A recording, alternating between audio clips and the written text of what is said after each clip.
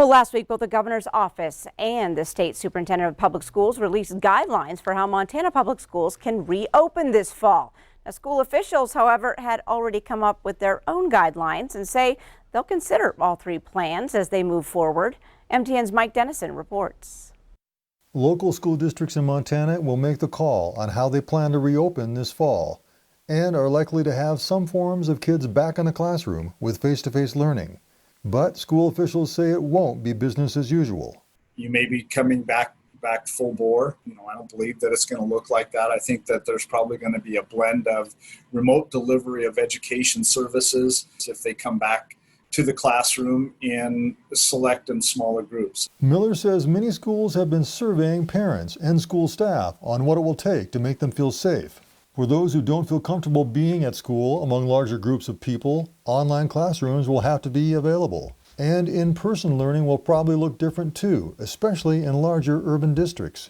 If you've got a group of 30 students together, don't slice that deck and resort it 6 or 7 times a day, or you will not be able to track who saw who and who was in proximity to whom, and you won't have an effective way of isolating the impact of a positive COVID infection. That means kids may be in one classroom for most of the day, with different teachers coming to them for different subjects. For classes not everyone takes, like foreign languages or advanced placement, those may go online only. There's also consideration of having half the kids coming to classrooms for part of the week and the other half the rest of the week, and remote learning when they're not at the building. School officials also say you'll see lots of cleaning of facilities and other preventative steps, like temperature checks.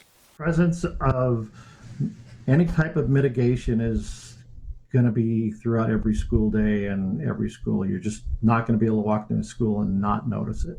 Schools are on a tight timeline with perhaps 30 days to finalize their plans. School officials say one thing the public can do to make their job a little easier is take precautions to stem the spread of the disease so the numbers decrease between now and the start of the school year. They're also saying anything approaching normal at Montana Public Schools appears a long ways off. And we haven't even talked about one other aspect. How much more is this new normal at Montana schools going to cost? One estimate places it at $70 million for this coming year. Reporting from Helena, Mike Dennison, MTN News. Thanks, Mike. And Mike tells us Montana has almost 500 separate school districts serving nearly 150,000 students.